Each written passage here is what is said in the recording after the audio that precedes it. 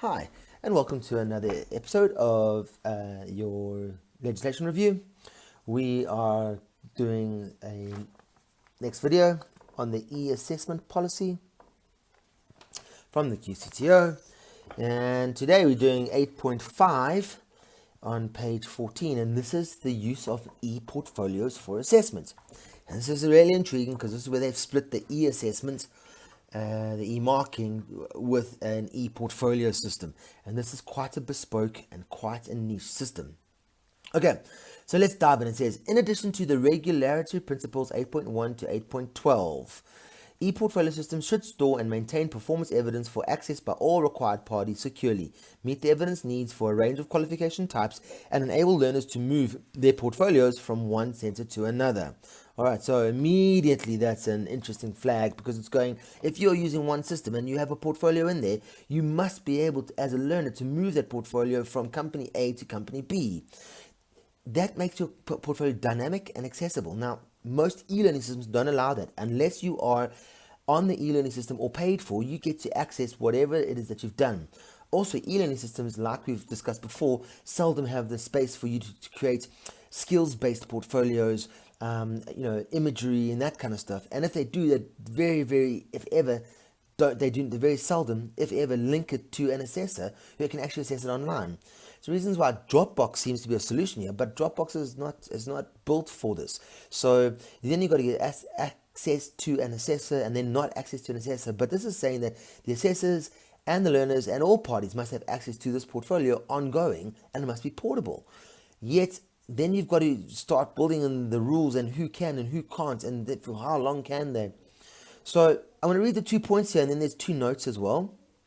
E-portfolio systems must have the capabilities to store and maintain a variety of forms of performance evidence or coursework for secure access by the learner, assessors, verifiers, moderators, based on a robust authentication process.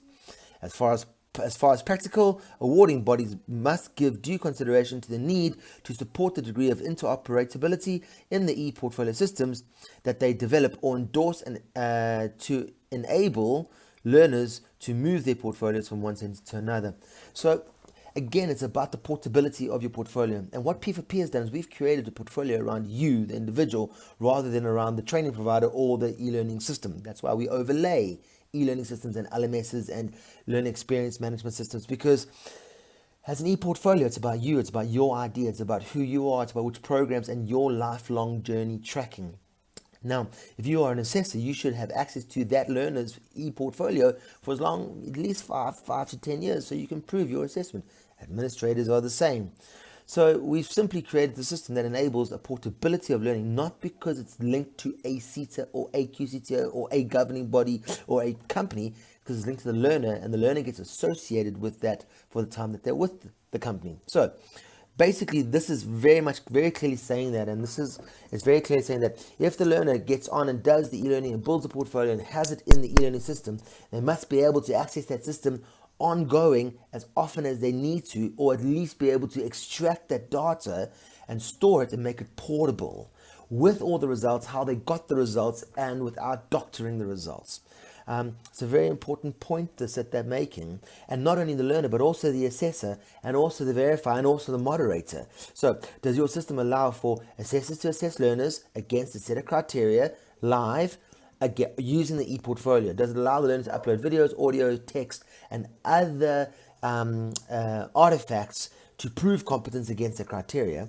Does it then allow an administrator to create a batch of learners for moderation, allow the moderators to access that batch, uphold, overturn, and then allow the verifiers to access the batch? Because that's what it's looking for, and that's what the e-portfolio system does. E-learning has its role, LMS has its role, and the e-portfolio has its role, and that's what P4P has created. It's the portfolio side to your learning or e-learning platforms that is now portable.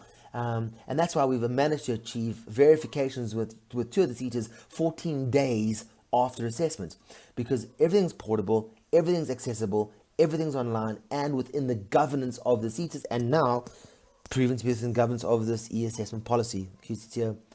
All right, 2 points, and then we're done with this point. Point 1, note well. The qualification assessment specifications must spell out clearly the internal and external assessment modes, identifying whether the assessment will be practical, paper-based, electronic, or blended. So this is saying that the qualification needs to design this. So if your qualification doesn't specify this, then you might have to kind of have a challenge and approach the governing body and ask them why it doesn't, because that explains what type of assessment is expected. And obviously if it's written well, yeah, true, false, yes, no, write it online, fine.